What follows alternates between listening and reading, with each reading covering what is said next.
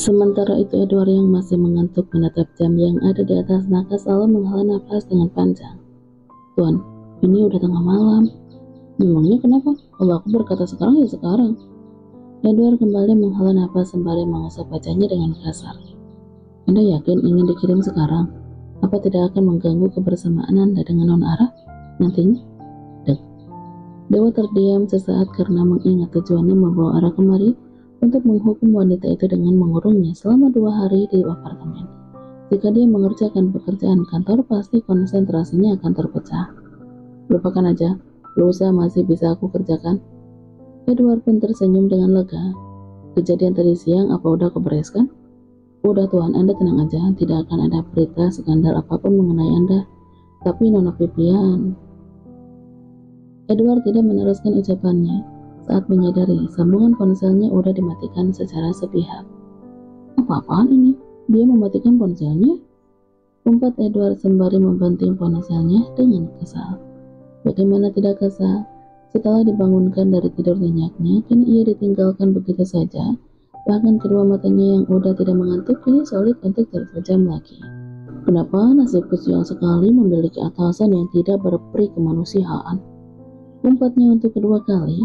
Mengganggu orang tidur aja. Edward pun berusaha untuk tidur kembali meskipun sulit, karena dia tahu betul besok banyak tugas yang harus dikerjakannya. Mengingat Dewa yang kemungkinan besar tidak akan masuk ke kantor. Bagaimana bisa Edward tahu? Karena jelas-jelas tadi tuannya berkata lusa akan memeriksa berkas pengajuan kerjasama perusahaan global. Itu artinya besok Dewa tidak akan masuk kantor. Sepertinya Nona Ara memberikan servis yang hebat sampai membuat Tuan Dewa melupakan pekerjaannya. Gumam Edward sambil memejamkan kedua matanya karena tidak ingin pikiran kotornya semakin kemana-mana. Keesokan harinya, Tuan, apa Anda tidak lelah menyentuh tubuh jelek ini? Sindir Ara dengan raut wajah kelelahan. Padahal dia baru bangun tidur, tapi tubuhnya kembali merasa lelah setelah pagi tadi melayani keinginan Dewa. Terlebih lagi perutnya baru saja terisi setelah kemarin melewatkan makan sore dan makan malam. Diam dan habiskan makanannya. Kalau tidak, aku akan memasukimu lagi. Ara pun langsung diam dengan wajah yang ditekuk. Dia menyantap makanan yang ada di atas meja, meskipun tidak nyaman, karena tubuhnya yang udah bersih itu hanya tertutup bedrock. Terlebih di hadapannya ada Dewa yang tengah duduk dengan pakaian santainya sambil memegang ponsel. Lihatlah, sungguh tidak adil bukan? Dia tidak diperbolehkan untuk memakai pakaian, sementara Dewa bisa dengan santai menggunakan pakaiannya. Tuan, apa Anda tidak berangkat kerja? Tanya Ara setelah 5 menit diam tanpa suara. Kalau aku masuk kerja, lalu siapa yang akan menghukummu? Tuh, Ara menelan salibanya susah payah, karena diingatkan kembali dengan hukumannya yang harus melayani Dewa selama 2 hari. Hukuman yang dinilai sangat aneh, karena biasanya orang menghukum dengan cara menyakiti, bukan dengan cara memuaskan. Sebenarnya apa kesalahanku sampai harus dihukum seperti ini? Tanya Ara dengan kesal. Walaupun tidak bisa dipungkiri, ia juga menikmati hukuman tersebut. Tapi jika terus digempur seperti tadi malam, tubuhnya lama-kelamaan akan ambruk. Bahkan tadi aja Ara kesulitan untuk berjalan ke bathroom sampai harus digendong oleh Dewa. Kesalahanmu itu sangat banyak. Dewa menaruh ponselnya ke atas meja, menatap Ara dengan tatapan mengintimidasi agar wanita itu cepat menghabiskan makanannya tanpa banyak bicara. Kalau begitu sebutkan satu saja kesalahan yang aku buat, saudara dengan menantang.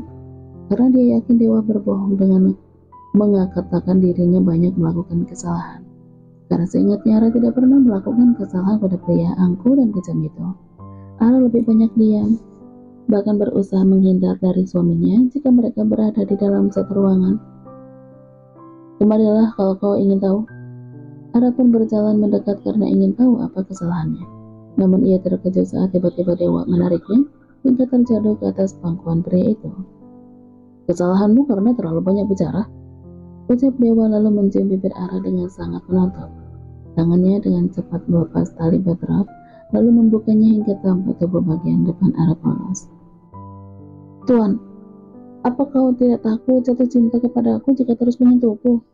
Dek, Dewa menghentikan cemburuannya saat kata-kata Ara mengingatkan pada masa lalunya. Apa kau tidak takut jatuh cinta padaku jika terus bersamaku? Kata-kata yang pernah diucapkan oleh Diandra dulu kini menari-nari di benaknya. Ara melirik saat bahunya dicengkram dengan sangat kuat oleh dewa yang tiba-tiba menghentikan cemburuannya. Bahkan kini tubuhnya didorong dengan sangat kasar hingga terjatuh ke atas lantai. Cepat pakai pakaianmu, kita pulang sekarang. Ucap dewa sembari beranjak dari ruangan, meninggalkan Ara yang masih terduduk di atas lantai dengan penuh tanda tanya. Ya kenapa? Bukankah hukumannya masih 1 hari lagi? Buam Ara dengan bingung. Namun sedetik kemudian ia tidak lagi peduli pada apa yang terjadi pada dewa. Sampai pria itu berubah pikiran dengan mengajaknya pulang. Karena yang terpenting saat ini, dia harus segera berpakaian dan bersiap untuk pulang sebelum dewa berubah pikiran dengan mengurungnya lagi. Selama di perjalanan pulang, baik Ara maupun dewa saling diam, tidak ada yang bersuara. Sampai akhirnya, mobil yang ditumpangi keduanya berhenti di mansion utama. Dewa keluar lebih dulu dari dalam mobil, meninggalkan Ara begitu saja. Ara pun menyusul suaminya itu dari belakang, sampai langkahnya terhenti saat melihat Vivian yang berdiri di hadapan mereka dengan raut wajah penuh kemarahan. Ya, siapa juga yang tidak marah jika ditinggalkan suaminya begitu saja dengan membawa wanita lain. Terlebih lagi suaminya itu tidak pulang dan menginap di tempat lain bersama seorang wanita. Dari mana kalian? Tanya Vivian dengan menatap tajam Ara, karena tidak mungkin ia berani menatap tajam pada dewa. Sekalipun pria itu udah membuatnya begitu marah. Dewa yang sempat diam kembali melangkahkan kakinya tanpa mempedulikan pertanyaan Vivian yang tidak penting. Vivian yang semakin emosi karena dewa tidak mempedulikan kemarahannya, langsung menarik rambut Ara dengan kuat, lalu mendorongnya hingga terjatuh ke atas lantai. Berani sekali kau pergi bersama suamiku, bentak Vivian dengan kembali menarik rambut adik angkatnya. Ara yang belum siap menerima perlakuan kasar Vivian hanya bisa diam tanpa berani melawan kakak angkatnya tersebut. Dia hanya bisa berharap pada dewa yang tengah berhenti melangkah untuk mau membantunya. Namun harapannya itu langsung bobo seketika saat melihat dewa kembali berjalan tanpa mau menolongnya sama sekali. Ara pun hanya bisa menatap punggung dewa yang semakin menjauh tanpa peduli pada Vivian yang tengah menamparnya berulang kali. Kenapa hatiku rasanya sangat sakit? Dari Ara dengan menahan air matanya yang berdesakan ingin keluar saat menyadari kenyataan jika dia tidaklah cukup berarti bagi seorang dewa arbiter untuk dilindungi. Cukup, Kak. Ara menahan tangan Vivian yang hendak menampar pipinya. Entah udah berapa kali kakak angkatnya itu menampar Ara. Bahkan rasa sakitnya sampai terasa ke telinga karena begitu kerasnya tamparan yang dilakukan Vivian. Selama ini aku diam bukan karena takut kepadamu. Tadi aku diam karena menghargai keluarga Wisnu yang udah mengangkat aku sebagai anak mereka. Meskipun kalian semua memperlakukan aku seperti pelayan. Ucap Ara sambil mendorong Vivian dengan kasar hingga membuat wanita itu hampir terjatuh ke atas lantai. Berani melawan, rupanya. Vivian yang hendak kembali memukul Ara mengurungkan niatnya tersebut untuk setelah melihat kemarahan di raut wajah adik angkatnya. Jujur, sebenarnya dia takut pada Ara jika wanita itu udah marah. Bahkan tadi aja Vivian hampir terjatuh hanya karena didorong oleh adik angkatnya tersebut. Kakak marah karena aku pergi dengan dewa, bukan? Seharusnya kakak juga marah kepada suami kakak, bukan hanya kepada aku. Karena aku tidak akan berani pergi bersama suami kakak jika bukan karena terpaksa. Jelas Ara dengan menahan tangisannya yang hampir meledak. Tangis yang sudah ia tahan sejak tadi karena sikap dewa, bukan karena tamparan yang dilakukan Vivian. Karena rasa luka pada hatinya lebih sakit daripada luka di pipinya.